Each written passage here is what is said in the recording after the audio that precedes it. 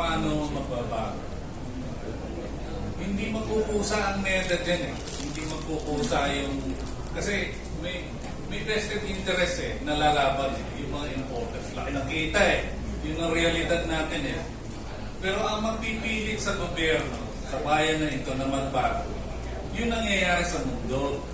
Kasi yung mga, we are very import dependent. Dinagdagan yan, lumalayan, simula nung umubusitar hanggang ngayon. Kasi nung araw kahit pa paano, panahon ni Yusek, nung panahon nila, yung DA lumalaban sa NEDA. Totoo. Ngayon yung NEDA, naglagay ng tao nila ngayon sa DA, si Yusek Sombilya. Yusek Sombilya came from NEDA. Magaling magmanibro talaga itong grupo na to. I really, in fairness to them, ang tingin ko, this is policy bias. Meaning, yun ang paniwala nila na magaling para sa bayan. Meron sa amin, meron sa sektor namin ang paniwala may policy capture. May arrangement na iba. Pero wala naman akong katibayan doon. Kaya may assumption is policy bias, ideological, doctrinal. Pero yung nangyayari sa mundo, import dependence is being abandoned by almost all countries, including Singapore. Singapore na laging sinasabi nila Adriano, former Undersecretary Adriano, sinasabi ni former Secretary Abito, sinasabi ng mga ekonomista ng UP School of Economics na nakakiling dyan, laging sinasabi, look at Singapore. Singapore is 90% dependent on food imports, it is food secure. Yun yung panahon ng murang imports, hindi pa disrupted ang supply chain, hindi pa malakas ang dali ng climate change, hindi pa ganun ka-unstable ang geopolitical situation ng mundo. Nagbabago na. Nagbago na. Yun ang advantage ngayon nung those who are advocating for more food sovereignty. Yung realities ng mundo, mapipilitan. Dati kasi hindi kami makalaban ng gusto dahil mura talaga naman ang imported noon kasi nga highly subsidized. Doon lang tahimik ang NEDA at yung mga kampi nila sa akabin. Ayaw nilang kilalanin na pinalalaban. They're asking the impossible of the agricultural sector, the Philippine agriculture, which is to compete with countries which are heavily subsidizing their sector. Tinutulungan nila yung sectors nila. Now, going back to Singapore, yung Singapore itself, the model, the template of those who are advocating for more import dependence, like NEDA, like Yusek Sombilya, who came from NEDA and is now the DA Undersecretary. Because they believe, and I grant them sincerely that this is good for the nation. Ang problema, yung Singapore mismo nagbago na ng direksyon. Singapore in January 2022 or 2021, they declared that they are reversing course. From 90%, they will at least they will go to 70% dependence or less by 2030. You can research, you can Google that. And they're now investing in laboratory meats, they're investing in vertical farming, kahit mahal. Basta meron.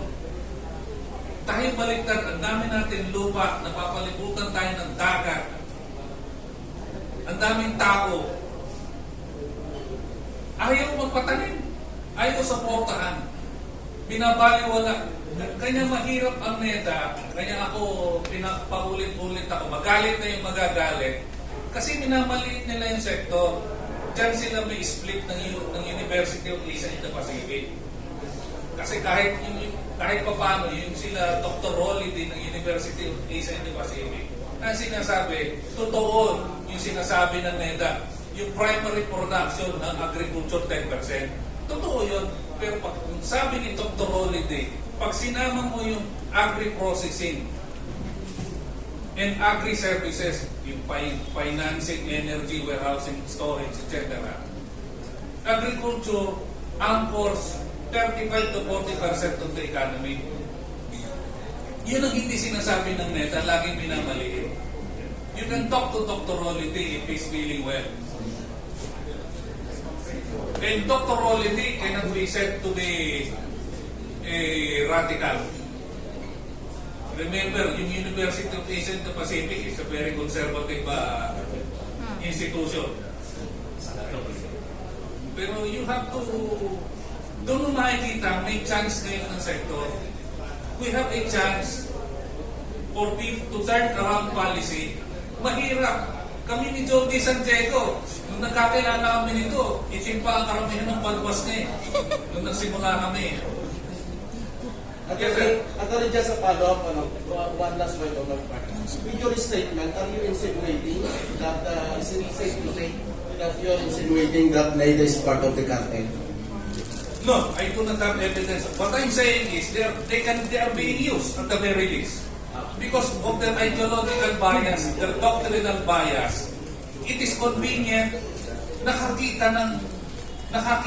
para nakakita ang ginto ang mga importer. Ito, katulong natin ito kasi paniwala nitong mga ito, importation is good. Import dependence is good. Self-sufficiency is bad. Hindi ko naman ini-invento to. It is open. Sinasabi yan ng NEDA, you can Google. Sinasabi yan ng mga economists, you is cool. Sila Clarete, sila Habito, sila Adriano. Sinasabi naman nila yan. Okay? Kasi Good morning po. Gusto ko lang pong malaman kasi kanina may binabanggit po kayo ba member po tayo ng WTO. And knowing all the problems na tumitindi po pagtaas ng bilihin, lahat po ng mga produkto natin, pwede po ba tayong umalis dun sa WTO? Sige po, may susunod pa po question after that. Ay, ma'am, ganito po yan eh. In fairness to the WTO, you examine the history of the WTO. There are success stories there. Number 1 is China. Number 2 is Vietnam. Bakit yan ang inuna ko? Yung dalawa na yun hindi sumali ka agad sa WTO. And yet they are the most successful. In short, depende yan sa gobyerno. Yun ang sinasabi ni Senator Villar noong Monday. If you approach your commitments in the WTO with common sense, hindi ka madidisgrasya. Apparently, the whole world, or most of the world, is approaching its commitments with the WTO with common sense. Tayo kasi naging madoktrina. Kung ano yung natutunan sa UP School of Economics, ang problema nga, yung ibang bansa, Thailand, yung ASEAN peers natin, US, yun yung sinasabi ni Presidente nung sa inaugural niya, they're paying lip service to their doctrines, pero hindi yun ang ginagawa nila.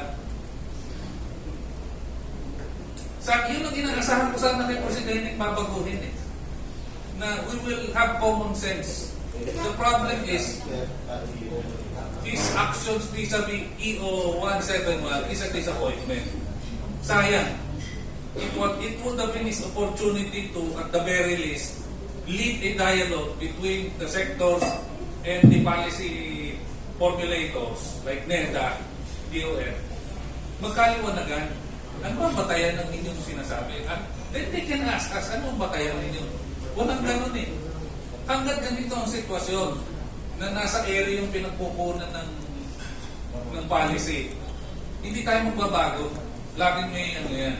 And guys like me, ako 61 na ako, senior na ako. In a few years, I will not be here. Pero yung susunod, kapag hindi nagbago, the challenges will be worse. May I ask, Mr. President, I am, I was Undersecretary of Trade and Industry and Undersecretary of Agriculture, and I was Secretary of the Presidential Agri Programs. I'm also the Vice President of UNCTAD. UNCTAD is United Nations for Countries in Trade and Development. Let me tell you this, right, and I've been to the WTO meetings. Let me tell you this. If you really look at all the countries and you find out how many are violating the WTO, you will find that very many are violating the WTO, and they go to case, and the cases are not resolved. And I'd like to let you know this. There's a Doha round, right? There are times when they said WTO cannot continue. And do you know what? WTO has gone to a standstill. Do you know that? Do you know there are no new agreements? Because in this new environment, WTO is not realistic. And you look at all the countries, all right? When it does not make sense, they do not follow the WTO. And then they go to case. They go to court, they lead the court. And they understand national interest and common sense. They understand. So when these countries do not follow strictly the WTO, they don't punish them. Because do you know this? Do you know that in fact, you cannot stop importation? Do you know that? Under free trade, if you're overly importing, you can still import. That's why this guy with PhD and not necessarily common sense, this guy was following the WTO to the letter. But look at all the countries. They are stopping. And are they going to court?